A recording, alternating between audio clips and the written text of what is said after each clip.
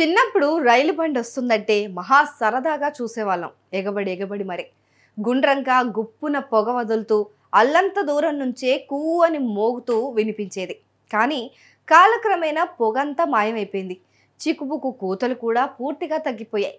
ఇక వందే భారత్ వంటి బుల్లెట్ రైళ్ళు అయితే మౌనంగా వాటి దారినవి వేగంగా దూసుకుపోతున్నాయి. మరి అంత మోత పుట్టించే బుల్లెట్ రైలు ఇప్పుడు సైలెంట్ ఎలా అయిపోయింది? ఇది వరకు గుండ్రంగా ఉన్న రైలు ముఖభాగం ఇప్పుడు షార్ప్గా ఎందుకు మారింది? ఎప్పుడైనా ఆలోచించారా?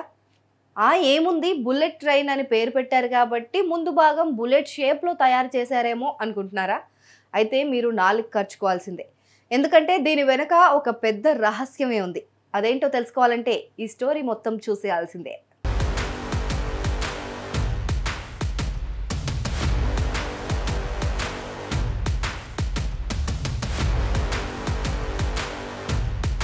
1964లో జపాన్ దేశం ప్రపంచంలోనే మొదటిసారిగా షింకన్సెన్ అనే బుల్లెట్ రైళ్లను ప్రారంభించింది.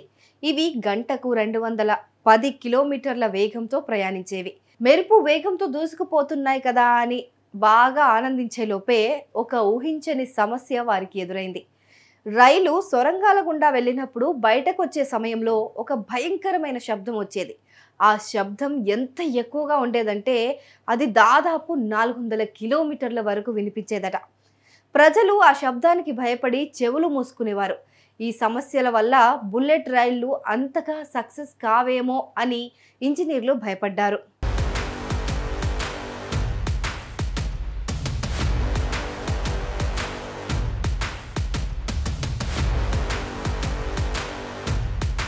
రైలు వేగంగా సొరంగంలోకి వెళ్ళినప్పుడు దాని ముందు భాగం ఒక పిస్టన్ లాగా పనిచేస్తుంది.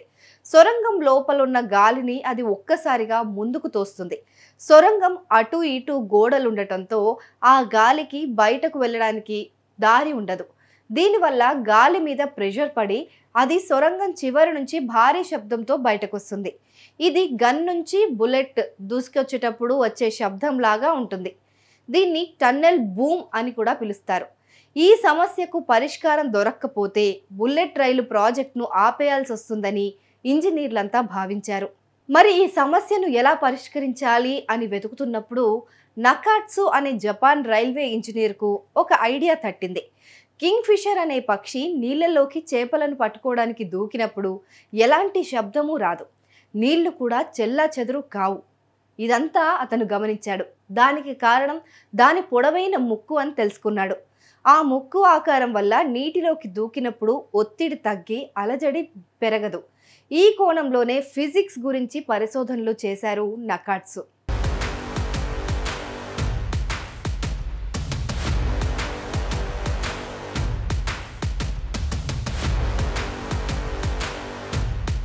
అదే సూత్రాన్ని బుల్లెట్ రైళ్ల రీడిజైనింగ్లో నకాట్సు ఉపయోగించారు.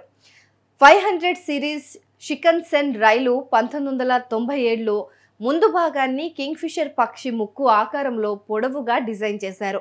దీంతో రైలు సొరంగాల్లోకి ప్రవేశించే సమయంలో పొడగాటి ముక్కు ఉండటం వల్ల గాలిని ఒక్కసారిగా కాకుండా నెమ్మదిగా తోస్తుంది. అప్పుడు ఒత్తిడి తక్కువ అవుతుంది. ఆ గాలి సొరంగం అవతలి వైపు నుంచి బయటకు వచ్చేటప్పుడు అంతే తక్కువ ఒత్తిడితో వస్తుంది. ఫలితంగా టన్నెల్ బూమ్ వంటి భారీ శబ్దం వినిపించదు.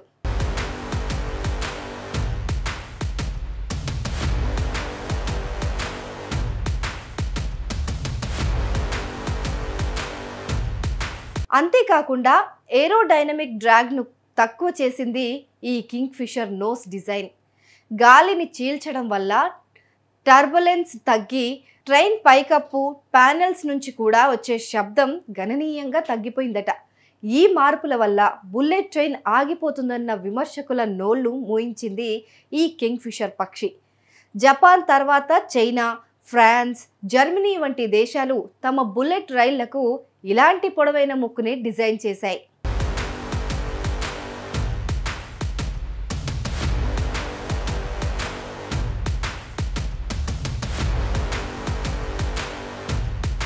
జపాన్ సాధించిన ఈ విజయం తర్వాత ప్రపంచంలోని చాలా దేశాలు చైనా, ఫ్రాన్స్, జర్మనీలతో పాటు మన భారతదేశం కూడా తమ బుల్లెట్ రైళ్లను ఇలాంటి డిజైన్సే అమలు చేశాయి.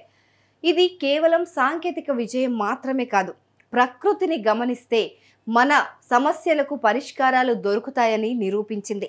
ఢిల్లీలోని లోటస్ టెంపుల్ కావచ్చు, బీజింగ్లోని నేషనల్ స్టేడియం కావచ్చు, ఎన్నో ఆధునిక డిజైన్లు ప్రకృతి నుంచే ప్రేరణ పొందాయి.